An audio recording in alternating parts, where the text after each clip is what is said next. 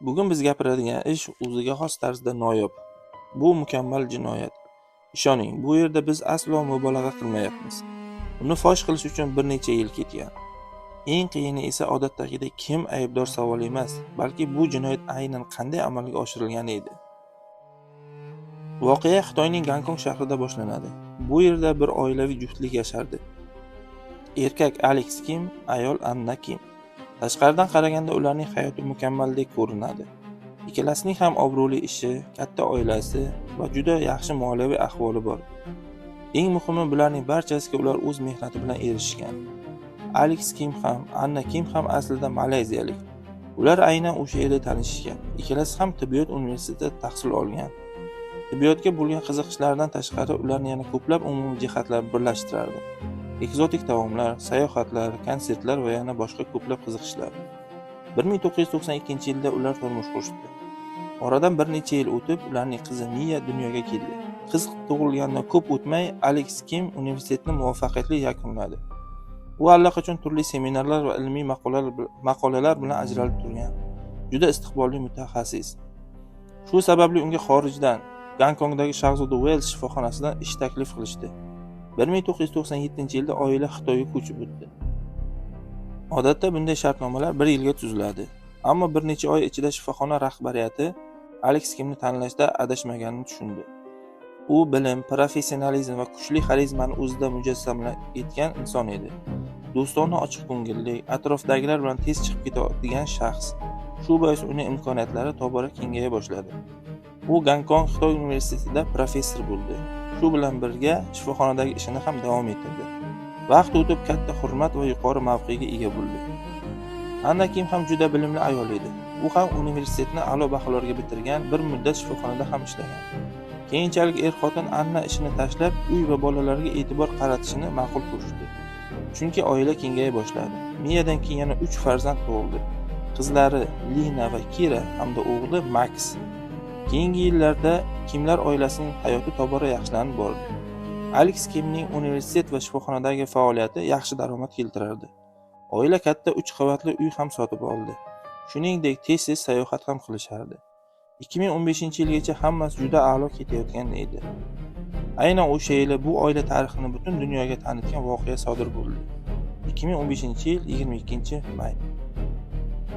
O'sha kuni Yelena Tan ismli hamshira ayol ishidan uyga qaytayotib, uning e'tiborini avtobus bekati yonidagi sariq Mini Cooper mashinasi tortdi. Dvigateli ishlayotgan, oyna tozalagichlari esa yomg'ir bo'lmasa ham harakatlanayotgan edi.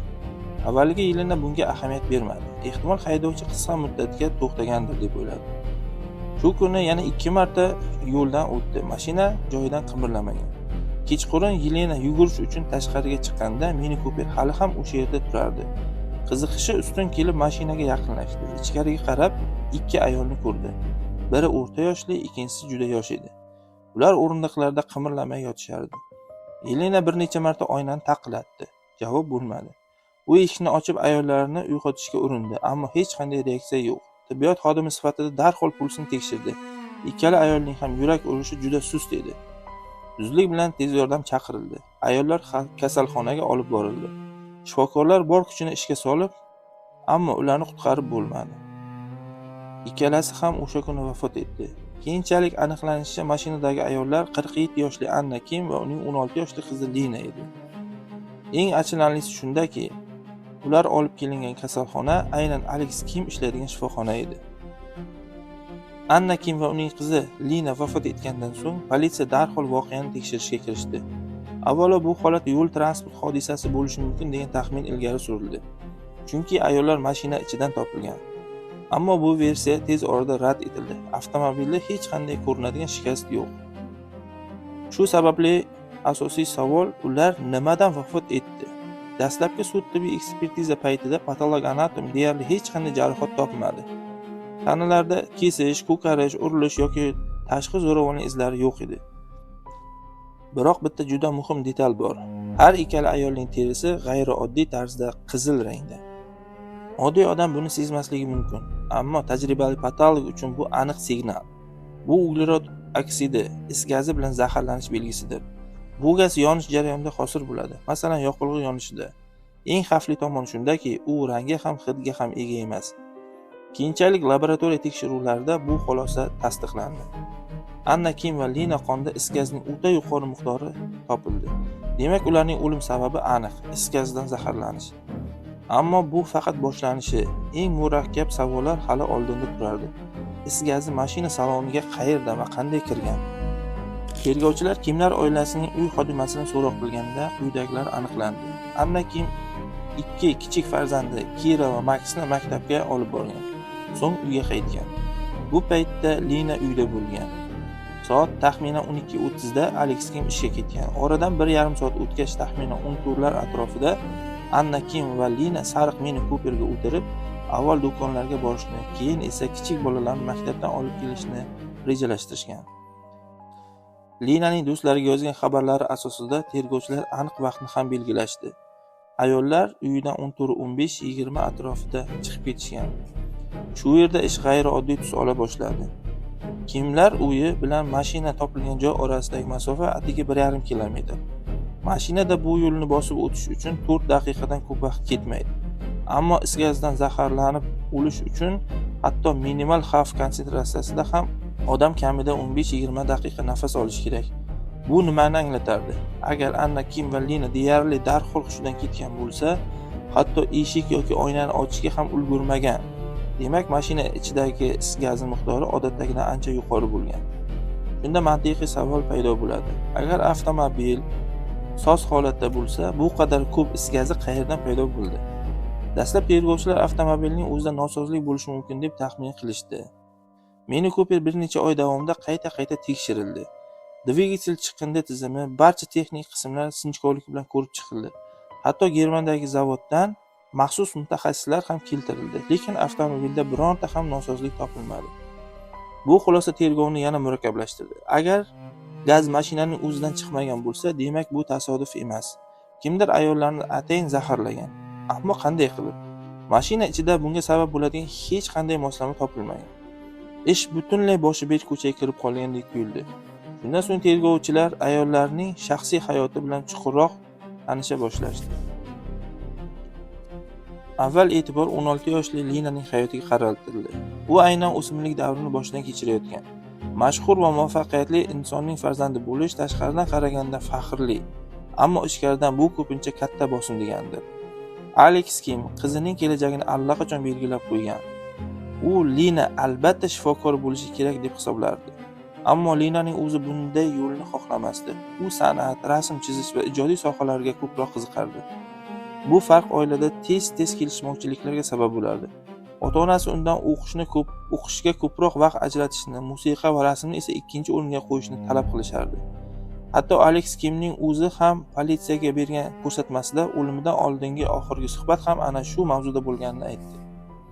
O'sha kuni Alex Kim ishga ketayotib qiziga uyda qolib butun kunni darsga bag'ishlashga buyurgan. Ammo Lina otasining buyrug'iga bo'ysunmadi va onasi Anna Kim bilan birga tashqariga chiqdi. Afsuski, aynan shu qaror uning hayotiga nuqta qo'ydi. Keyin tergovchilar e'tiborni Anna Kimga qaratishdi. Uning shaxsiy kundaligi topildi.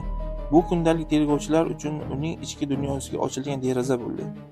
Anna Kim yozuvlarda o'zini yomon xotin, yomon ona deb atardi. U o'zini sabrsiz, mas'uliyatsiz va oilaviy hayotni uddalay olmayotgandek his qilardi. Bu yozuvlar dastlab shunday fikrni tug'dirdi. Ehtimol ayollar o'z joniga qasd qilgandir. Bu taxmin mantiqiy tuyulardi. Ammo marhumlarni yaxshi bilgan yaqinlari bu versiyani qat'iy rad etishdi. Ularning aytishicha, Lina va Anna hayotdan voz kechish darajasida tushkunlikda bo'lishmagan. Linaning do'stlari ko'p edi va ular uni doimo qo'llab-quvvatlab turishgan. U oxiri oqibat otasining umidlarini to'liq oqlay olmasligini qabul qilgan va rassom bo'lishga qat'iy qaror qilgan. Anna Kimga kelsak, u ham so'nggi oylarda ijobiy tomonga o'zgara boshlagan.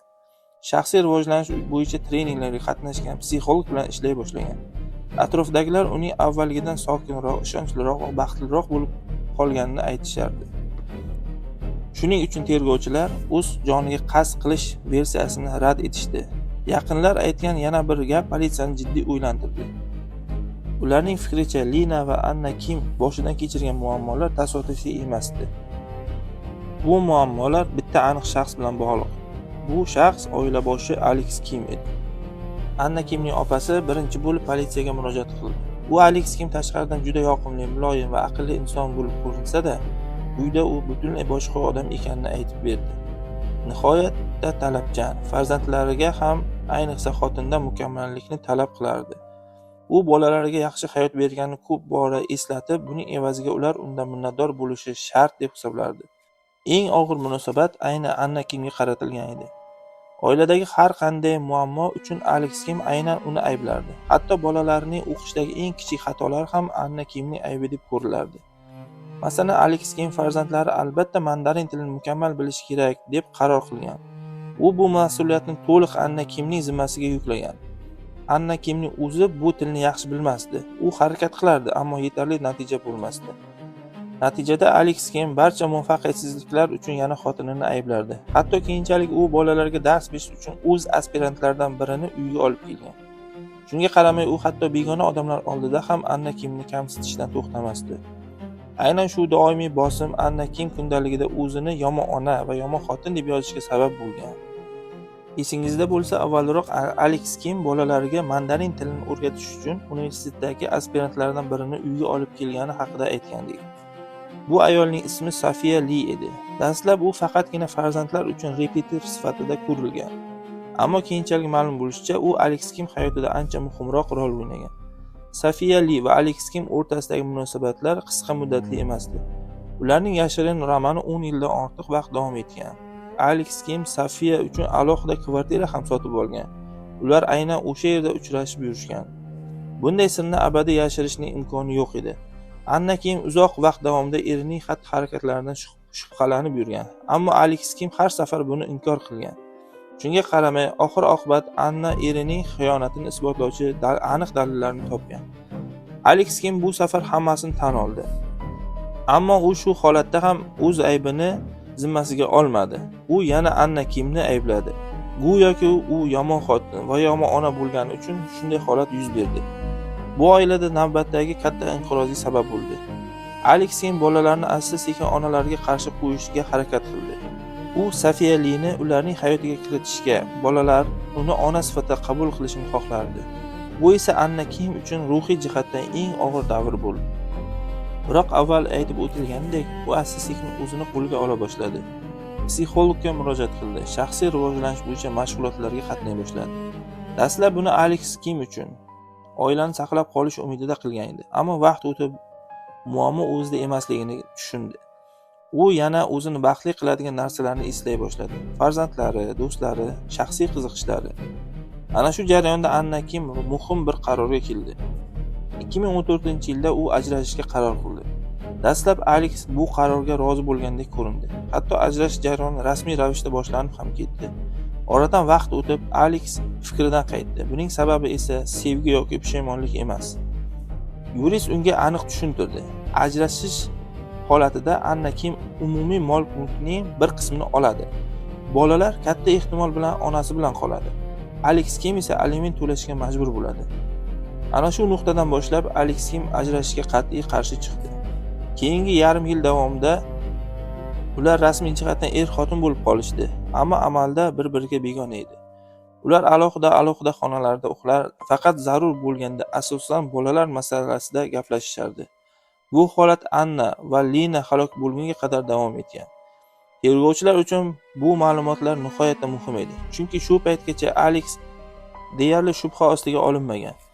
Dastlab barcha e'tibor avtomobil nosozligi versiyasiga qaratilgan va bu yo'nalish kamida 6 oy davomida tekshirilgan edi. Bu versiya butunlay rad etilgandan keyingina tergovchilar oila ichidagi munosabatlarni chuqur o'rganishga kirishishdi. Bundan tashqari Alex Kim tashqi tomondan chinakamiga qayg'uli ota va er sifatida ko'ringan. Ayniqsa qizining o'limi uni qattiq larzaga solgandek.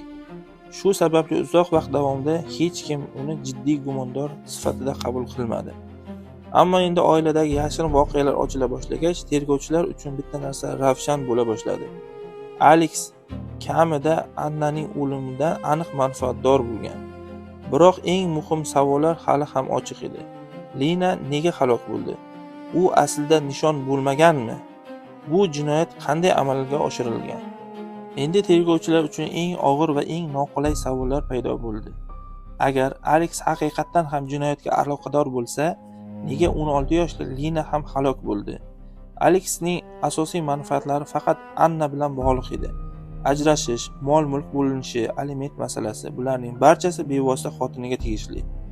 Qizi esa bu zanjirda umuman keraksiz qurbonga o'xshardi. Aynan shu savollar javobini Aleks kimning o'zi bilmagan holda ochib berdi.